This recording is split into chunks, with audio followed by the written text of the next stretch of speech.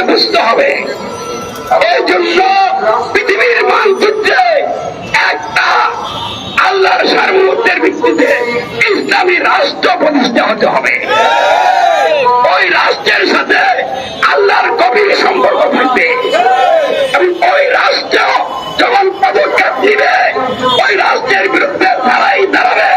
আল্লাহ ওই রাষ্ট্রের পক্ষ হয়ে তাদেরকে আযাব গজব দিয়ে তসনস করে ইসলামী রাষ্ট্রের প্রভাব সারা পৃথিবীতে প্রতিষ্ঠা করে দেবে। তাহলে এই কাজটা চলেন না আমরা বাংলাদেশি আগে ঘটাই। তাহলে কিভাবে হবে? ইসলাম কি আমাদেরকে বুঝতে হবে। ইসলাম কি এই মানববন্ধন, মিছিল, মিটিং, ধর্মীয় আচার অনুষ্ঠান পালনের নাম? তাহলে ইসলাম কি? ইসলাম হচ্ছে মানব জাতির সমাজ ও রাষ্ট্র সহ সমগ্র জীবন গঠন এবং পরিচালনা করার জন্য সার্বভৌম ক্ষমতার একমাত্র মালিক সৃষ্টিকর্তা আল্লাহ প্রদত্ত প্রয়োজনীয় সকল আইন-বিধান সম্বলিত কল্যাণকর পরিপূর্ণ একমাত্র জীবন ব্যবস্থা। এই ইসলাম গ্রহণ করতে হলে ইসলামের মৌলিক চিন্তা বিষয় জানতে হবে। ইসলামের প্রথম মৌলিক বিষয় হল মানুষের সমাজ ও রাষ্ট্র গঠন পরিচালনা সহ জীবনের সকল ক্ষেত্রে সার্বভৌমত্ব, আইন বিধান ও নিরঙ্কুশ শাসন কর্তৃত্ব একমাত্র আল্লাহ, কোন মানুষের নয়। 2 নম্বর বিষয় হল মানুষের সমাজ ও রাষ্ট্র গঠন পরিচালনা সহ জীবনের সকল ক্ষেত্রে দাসত্ব, আইনের আনুগত্য, উপাসনা একমাত্র আল্লাহর, অন্য কারো নয়।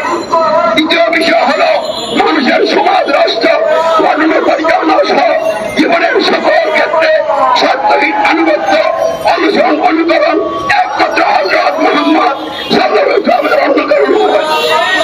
এই 3টা বিষয় গ্রহণ করলে, গ্রহণের পর যদি ঘোষণা করা হয় আমি কোন মানুষের সার্বভৌমত্ব আইন বিধান কর্তৃত্ব মানি না, মানব না, সার্বভৌমত্ব আইন বিধান নিরঙ্কুশ কর্তৃত্ব মানি শুধু একমাত্র আল্লাহ, আল্লাহু আকবার, এবং আমি কোন মানুষের দাসত্ব, মানুষের আইনে আনুগত্য, আল্লাহর ঘোষণা করি না, পারবো না।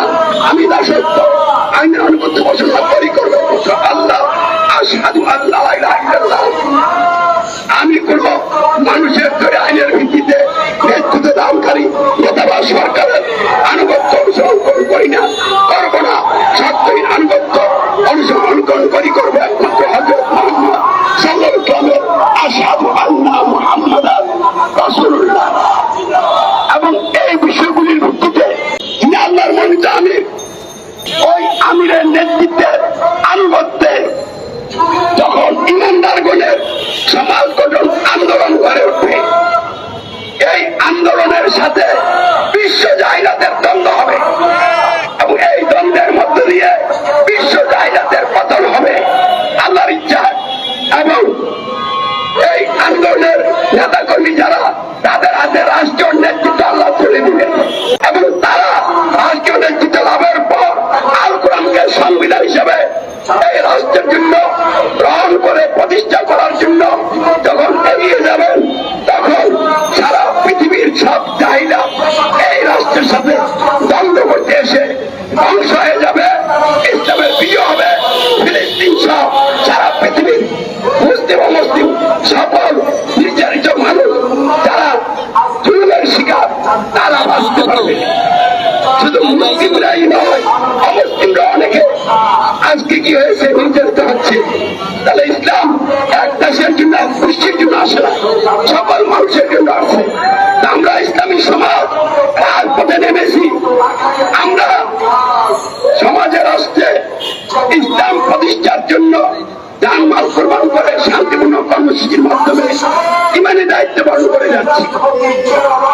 আমাদের আন্দোলন গণতন্ত্রের বিরুদ্ধে, রাজতন্ত্র, সমাজতন্ত্র, সামরিক তন্ত্রের বিরুদ্ধে এবং ইসরায়েলের ফিলিস্তিনি জনগণের উপরে এই যে বর্বরতা হামলা, তাদের জানমালের ক্ষতি সাধন, গণহত্যা, এই সব যত মানবতা বিরোধী অপরাধ আছে সারা পৃথিবীতে সংঘটিত হচ্ছে, এই সবের বিরুদ্ধে আমাদের দৃঢ় অবস্থান। আমরা জীবন দিব, এগুলিকে মেনে নিব না। এগুলিকে আমরা বন্ধ করার জন্য চূড়ান্ত বিপ্লব করাবো ইনশাআল্লাহ। এই জন্য ফাঁসির মঞ্চ রেডি হলো, আমরা আপোষ করবো না। তাই আমরা বাংলাদেশকে নাই, যাতে বাংলাদেশ থেকে সারা পৃথিবীর সকল তন্ত্রমন্ত্রের বিরুদ্ধে তীব্র আন্দোলন এবং তীব্র প্রতিবাদ করা হবে। সেই জন্য আমাদেরকে কর্মসূচি গ্রহণ করতে হবে, কর্মসূচি বাস্তবায়ন করতে হবে।